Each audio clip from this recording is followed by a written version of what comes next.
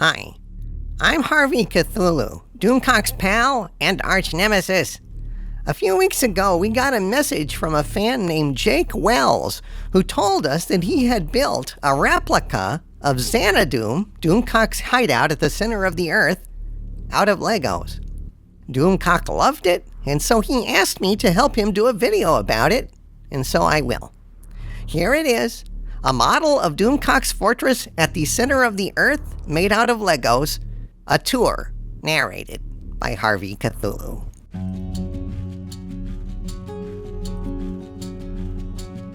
For millennia now, people have wondered what lies within the center of the earth. Could there be a new species of life? Could dinosaurs still exist? Or is it a chasm of pure nothingness? We thought we would never know, until recently, when a figure of boundless rage and unfathomable intelligence emerged from a long slumber named Overlord Dictor Van Doomcock. Doomcock awoke to find popular culture soiled by SJWs and political agendas, with beloved franchises such as Star Wars and Star Trek overcome and drowned by the sewage. The world needed a ruler and a voice of reason now more than ever, and only Doomcock had the capability to be this leader. Armed with superior knowledge, a vast armada of robots, zombies, and magma men, and an eldritch god, Doomcock built his army deep in the Earth's core in his stronghold of Xanadoom, waiting for when the time comes to push the button, TM. Every overlord needs a fortress.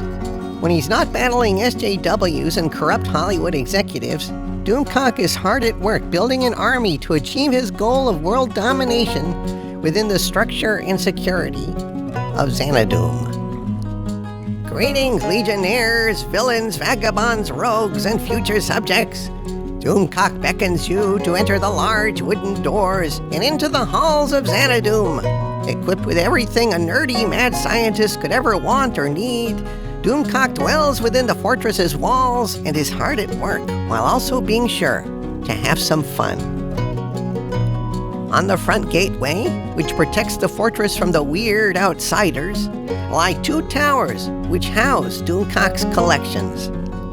The right tower is Doomcock's Hall of Knowledge, which holds his vast collection of music and books.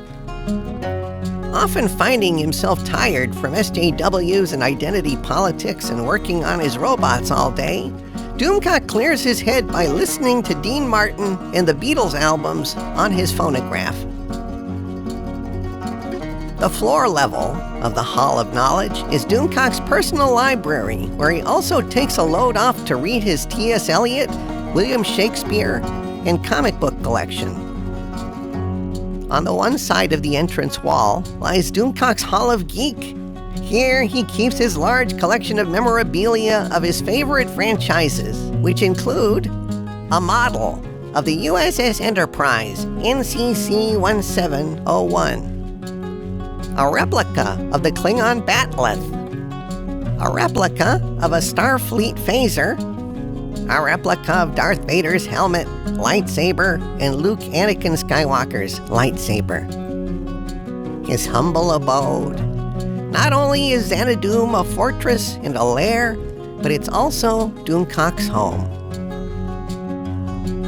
While not a brash or proud ruler by any means, Doomcock does take pride in his fortress and isn't afraid to signify that it belongs to him. Given this, Doomcock goes to great lengths to protect it.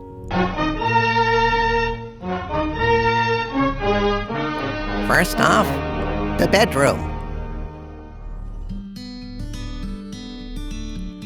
The burdens of building an army, the stress of reading shill articles, require the Overlord to take some much-needed siestas, only to wake up to being told he needs to check himself if he hates Bert and Ernie coming out.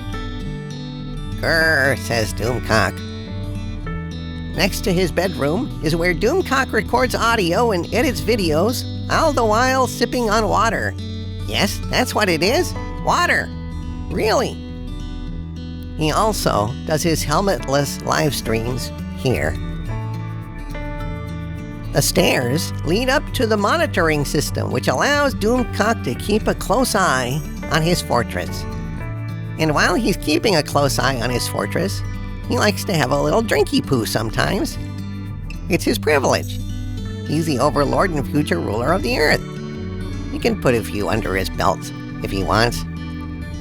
At the very top of the tower is where Doomcock stores things such as Christmas decorations, spare robot parts, and his supply of stress relievers. Last but not least, the living room. Here, Doomcock takes a load off with a bottle of Johnny Walker and kicks back by the fireplace. Doomcock also watches his favorite shows and movies with the help of the cable service Xanadish.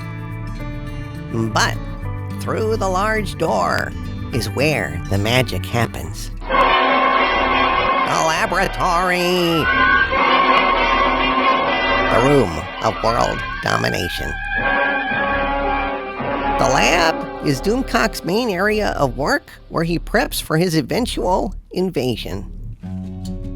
The lab is where you will find Doomcock's best friend and arch nemesis, Harvey Cthuhlu. That's me.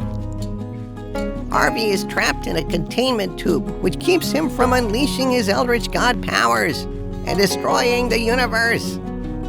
Harvey enjoys messing with Doomcock by either interjecting on his videos and live streams, or accessing his computer and making his own videos and news with the robotic hands connecting to his tank. Doomcock spends many hours constructing and creating his minions, which most prominently consist of robots.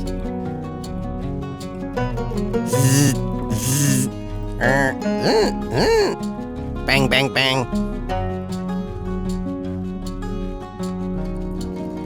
In addition to robots, Doomcock also produces an army of zombies.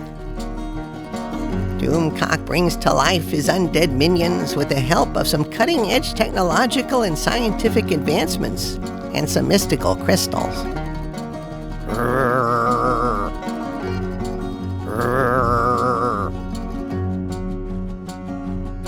In addition to working on world domination, Doomcock also works on his announcements to his legionnaires.